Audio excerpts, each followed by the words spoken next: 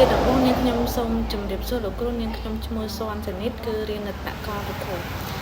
សម្រាប់ថ្ងៃនេះគឺខ្ញុំមកសង្ខេបមេរៀនតេស្តភាសាតេស្តភាសាគឺជាការវិតម្លៃសិស្សក្នុងការទាញយកចំណេះដឹងដែលពួកគេបានសិក្សានៅកម្រិតការអប់រំមូលដ្ឋាននិងសមត្ថភាពក្នុងការប្រើប្រាស់ចំណេះដឹងទាំងនោះនៅក្នុងបរិបទដែលពួកគេមិនធ្លាប់ជួបពីមុនមកទាំងនៅក្នុងនិងក្រៅសាលាកម្មវិធីភាសាវិតម្លៃសមត្ថភាពសិស្សលើ3មុខវិជ្ជាគឺមុខវិជ្ជាអំណានគណិតវិទ្យានិងវិទ្យាសាស្ត្រការវាស់វែងសមត្ថភាពសិស្សគឺនៅអាយុ15ឆ្នាំទាំងចំណេះដឹងនិងជំនាញក្នុងមុខវិជ្ជាអំណានគណិតវិទ្យានិងវិទ្យាសាស្ត្រដោយផ្អែកលើស្តង់ដារអន្តរជាតិ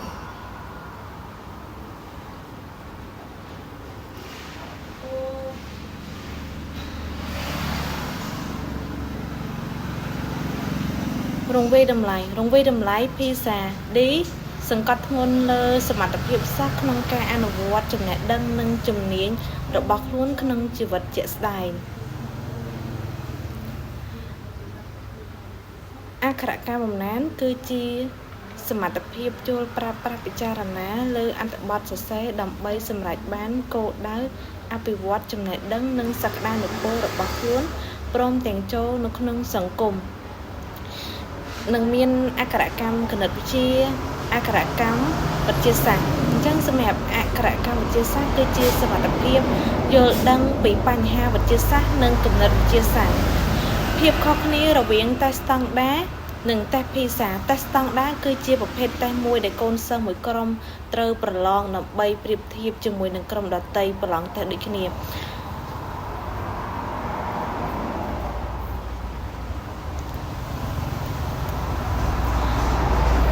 ចំណុចទី3សមាសភាពនៃតេស្តអក្ខរកម្មអំណានការវាយតម្លៃអក្ខរកម្មអំណានភាសា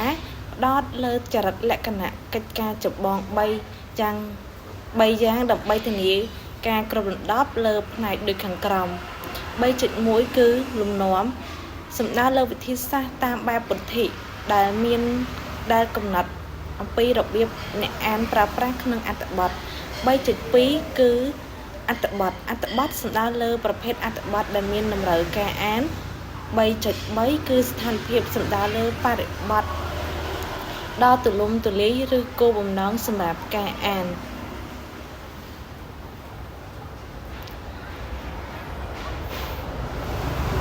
អក្ខរកម្មអំណានប្រភេទអំណានគឺអត្ថបទធរកិច្ចសម្បត្តិទម្រង់ស្ទាបស្ទង់មតិការផ្សព្វផ្សាយពាណិជ្ជកម្ម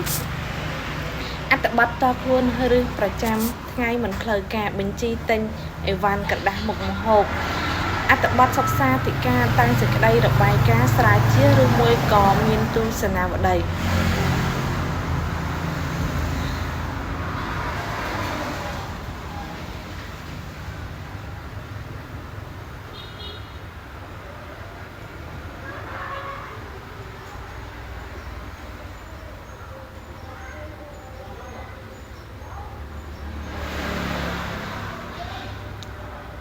អក្ខរកម្មគណិតវិទ្យា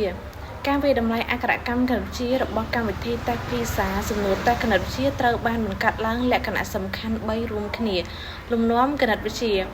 ពណ៌នាពីលំនាំរបស់សិស្សម្នាក់ប្រើប្រាស់ដើម្បីភ្ជាប់ទំនាក់ទំនងបរិបត្តិរបស់លំហាត់គណិតវិទ្យានិងដោះស្រាយលំហាត់ព្រមទាំងសមត្ថភាពបង្ហាញលំនាំគណិតវិទ្យាបង្កើតជាលំនាំបញ្ហាគណិតអនុវត្តក្នុងជីវភាពរស់នៅជាក់ស្ដែងបកស្រាយឬមួយក៏វាតម្លៃ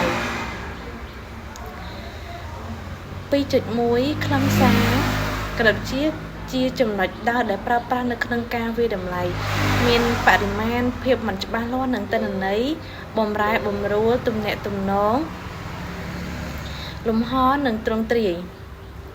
2.2 ហេតុផលគណិតវិទ្យាដែលមាននៅក្នុងការវាតម្លៃតេស្តភាសាមានដូចជាអនុមានរួមនិងអនុមានញែកការវាតម្លៃស្ថានភាពការទាញសេចក្តីសន្និដ្ឋានការកសាងនិងពណ៌នាដំណោះស្រាយចំណេះដឹងក្នុងការយកដំណោះស្រាយទៅអនុវត្តក្នុងជីវិតពិតដែលផ្សារភ្ជាប់ជាមួយនឹងជីវភាពរស់នៅ 3. បរិបទជាស្ថានភាពដែលសំណួរតែស្ថិតនៅលក្ខណៈបែបបង្គោលសង្គមមុខរបរវិទ្យាសាស្ត្រដោយគិតដល់បំណឹងសតវត្សទី21ដូចជាការគិតប្រកបដោយវិចារណញ្ញាណការច្នៃប្រឌិតការស្រាវជ្រាវនិងការរុករកស្វ័យដឹកនាំគំនិតផ្ដួចផ្ដើមនិងការមិនបោះបង់ការប្រើប្រាស់ព័ត៌មានការគិតជាប្រព័ន្ធការទំនាក់ទំនងនិងការឆ្លុះបញ្ចាំង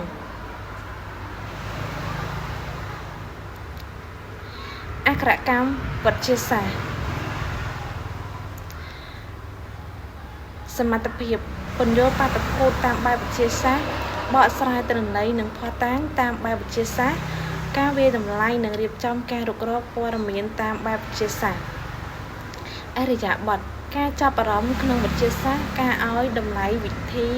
បែបវិទ្យាសាស្ត្រក្នុងការរុករកព័ត៌មាននិងការយល់ដឹងពីបញ្ហាបរិស្ថាន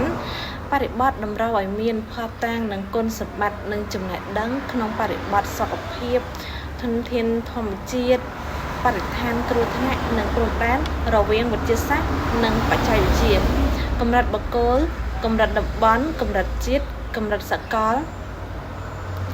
ចំណេះដឹងជាការយល់ដឹងពីភាពប៉ិតបញ្ញត្តិនិងទ្រឹស្ដីសំខាន់ដែលមានទម្រង់មូលដ្ឋានគ្រឹះចំណេះដឹងវិទ្យាសាស្ត្រចំណេះដឹងលើខ្លឹមសារចំណេះដឹងនៃខ្លឹមសារវិទ្យាសាស្ត្រចំណេះដឹងពីរបៀបនៃការធ្វើអ្វីមួយចំណេះដឹងពីវិធីសាស្ត្រចម្រុះនិងការអនុវត្តដែលត្រូវបានយកមកប្រើដើម្បីកសាងចំណេះដឹងបែបវិទ្យាសាស្ត្រនិងស្តង់ដំណើរការស្តង់ដារចំណេះដឹងតាក់ទងទ្រឹស្ដីចំណេះដឹងនៃជំនឿរបស់មនុស្សក្នុងវិទ្យាសាស្ត្រត្រូវបានបកស្រាយដោយផ្អែកលើការយល់ពីតួនាទីនៃការអនុវត្តបែបវិទ្យាសាស្ត្រការប្រាប់បកស្រាយហេតុផលនិងអត្ថន័យនៃពាក្យគន្លឹះដូចជាទ្រឹស្ដីសមត្ថកម្មនិងការអង្កេតផងដែរ